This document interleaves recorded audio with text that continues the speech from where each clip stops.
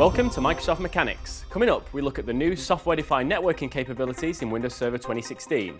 We'll show you how you can use SDN to dynamically create, secure, and connect your network to meet the evolving needs of your apps, speed up the deployment of your workloads, and contain security vulnerabilities from spreading across your network, all while reducing your overall infrastructure costs.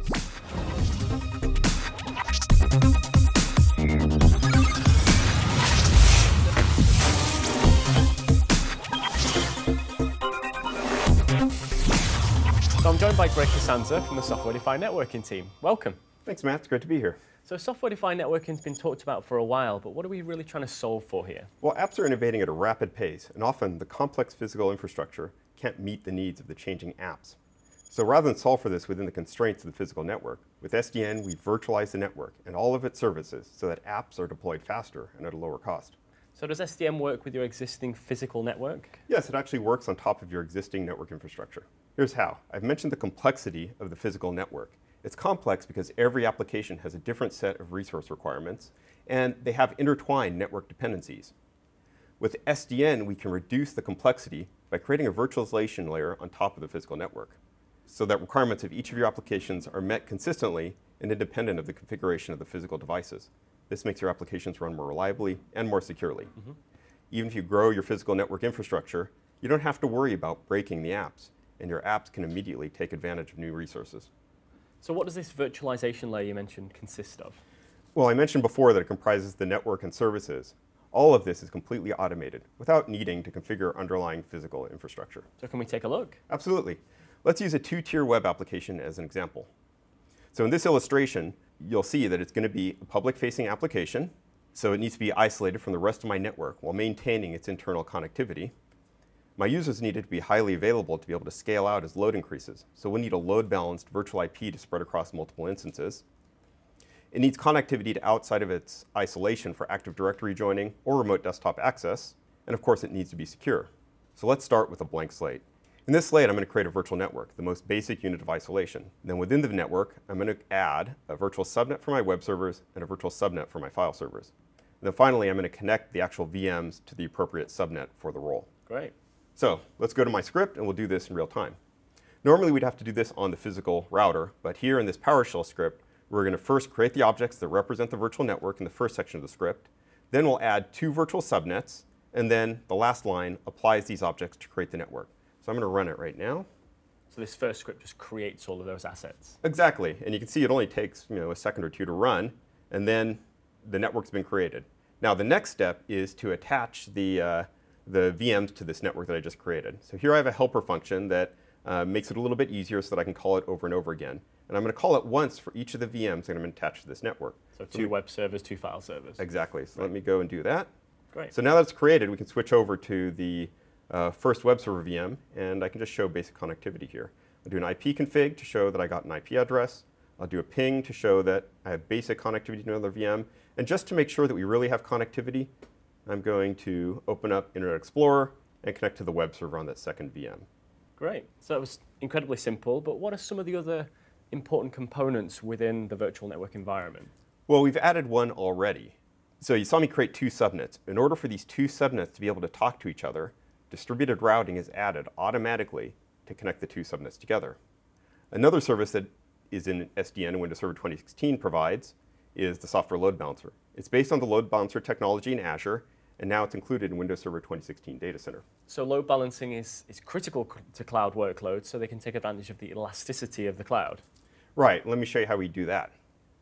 So the first thing that we're going to do in our network is we're going to add a virtual IP. This will load balance to the 2 web server VMs that I just created. Later on, if we decide to add a 3rd VM, the load balancer will automatically use it too. So let's jump back into the script. So what I'm going to do here is I'm going to first, in the script, I'm going to create a front-end IP configuration. That's what's going to contain the VIP for the application. Then I'm going to create a back-end address pool to contain the VMs. And then I'm going to create a set of load balancing rules that will kind of tie the 2 together on port 80 for my web requests. And you mentioned VIP being the virtual IP. Yeah, exactly. That's the one address that the clients of the application use to connect in. Right. And then one command will make it happen. So let's run this script as well. There we go. So we've created the load balancer configuration. Now, the next thing we need to do is add our VMs to it. So we have to do this once for each of the web server VMs. So I add VM1, and then I add VM2. So let's run that. This will also run for just a second or two. And then now that it's done, we can go in and we can actually check to make sure that it's actually working. So I put a uniquely colored web page on each of the web servers. So each time I refresh now, you'll see a different color comes back. It's the best way to show that we're actually load balancing. Load balancing across those two VMs. Exactly. And then I can also go to the actual app that I've deployed. Very popular blog. Yeah, thanks. So very few applications are quite as simple as this. So what happens, for instance, if I've got a database workload that's outside of my software-defined network? Yeah, for that we have what we call multi-tenant gateways. There are three modes that the gateway works in. The first is basic layer 3 forwarding for routing between virtual network and VLANs. The next is site-to-site VPN for connecting the virtual network directly to remote sites. And then there's GRE tunneling for maintaining address space isolation within your data center. You can combine these to achieve the level of connectivity that you need. I can show you this in my script again by going back to the demo environment. And so for this application, we're going to connect our virtual network to a VLAN with L3 forwarding. Here we're starting in the web server VM. And this time, we're actually trying to go out from the network. Started a ping to show that it doesn't yet have outbound connectivity. So out from the virtual network to a physical network. Yes, exactly. So now let's go back to the script. I'm going to run it real quick right away so we can get the settings applied. And then while the settings are actually propagating out to the gateways, we can take a little bit more of a look at this script. So up top, I've gotten the virtual network, and I've gotten the physical network, which contains the VLAN that I'm going to be connecting to.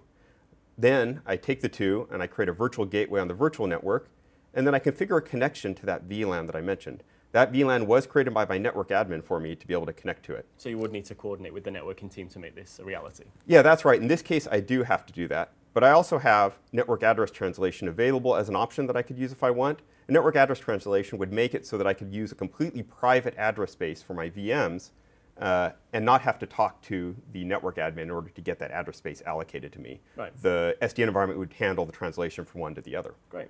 So let's see now if this settings have gotten applied. So you can see the ping is still timing out, and within a second or two, there we go. So it's now established the connectivity from within the virtual network to the outside.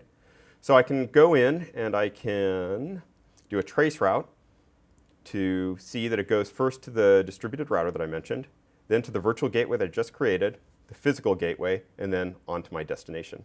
I now have the full ability to send traffic in and out of the virtual network. So from the physical world into the virtual world and back. Exactly. Just like it was a real network. Awesome. So that's great, but establishing connectivity like this surely opens up your network to good traffic and bad traffic, does it not? Yeah, it's a risk customers face every day when they deploy an application. The first way to address this is using the distributed firewall to apply the security rules to the virtual subnet so that every VM in the subnet gets the right set of rules automatically. Even if we add another VM at a later time, it'll get automatically the right set of rules. So we can go back to the script, and I can show you this as well. So in the script, I have a helper function to make it easy to define the rules over and over again. We call the helper once for each rule, first defining the inbound rules, and then we define separately the outbound rules that will then allow it to talk to the file server. So let's run this. We save this into what we call an access control list. And then the last thing we have to do is actually apply it to the subnet. So that was just one quick script that ran there. Now we've put it on our first subnet where the web servers are located. So now let's go to one of the web servers and test the results. All right, so I can do an ipconfig/flush to make sure we do a fresh DNS request. Yep. So I'll do ping SOFS. And now you can see that I got an address for that machine, but the ping itself is blocked, as we would expect, because I created the rule to block that. I'm now going to go to the File Explorer, open up the UNC path to my file server, and because the file server is where my web pages are stored, I need to be able to get to that. So that traffic is allowed. After a few seconds here, when it does its authentication, you can see it gets in, and I can go down, double-click that, and you can see the files that are in that file share. So I blocked the traffic I didn't want, but allowed the traffic that I didn't want to use. Great. So I can go up and actually also show that inbound, that basically the web server is still working. Great, and all very configurable, very granular settings within PowerShell as well. Yep, exactly. So this will do a lot to reduce the attack surface and prevent attacks from spreading within the network. But what if I've already depending on network appliances or existing security technology from an external source? Yeah, earlier we discussed how a distributed routing gets added automatically to connect the subnets. Well, you have control over that router in order to be able to send traffic to any virtual appliance connected to the virtual network. As long as that appliance runs in Hyper-V, we call this feature user-defined routing, or UDR. So we're going to utilize user-defined routing to insert a Linux virtual appliance into our network for traffic analysis. Great. So we'll go back to the script here. And so it's as simple as creating a routing table, specifying the routing table on the virtual subnets where you want it applied. In this case, our route rule says to send any traffic for the 192.168 subnet to the virtual appliance at the .254 address. We're then applying that route table to our two subnets. So before we run, let's bring up the Linux appliance on the right. So you can see that it has some basic background traffic that it's sending itself. But now, as soon as we run the script, watch what happens on the right side. It'll take a second to apply, and there you go. Now you can see all the traffic that's destined for that .2 subnet is now going through this Linux VM to be able to process, forward on, do whatever it wants to it. It has full control over that now. And Linux runs great on Hyper-V, as we know. Linux and BSD as well. Great. So there's lots of security vendors out there with Hyper-V appliances, but there's lots of appliances that aren't just for security. Can I use those as well? Of course, user-defined routing isn't just for security. Pick your favorite load balancer, your favorite WAN optimizer, VPN, you name it. If it runs on Hyper-V as a VM, then you can use it in the virtual network with UDR. So in summary, we saw SDN provide all of the network resources that our two-tier app needs with all the required security. That's right. And what's more, we did it all with the SDN capabilities included in Windows Server 2016 Data Center. We did not have to touch a single physical device in this configuration. So how do you recommend people get started? So you need to be on Hyper-V in Windows Server 2016 Data Center, but you can learn more about how to plan and implement and do your deployment at the link below. Well, thanks, Greg, for joining us and helping us learn a little bit more about software-defined networking. And of course, keep watching Microsoft Mechanics for the latest in tech updates. Bye for now.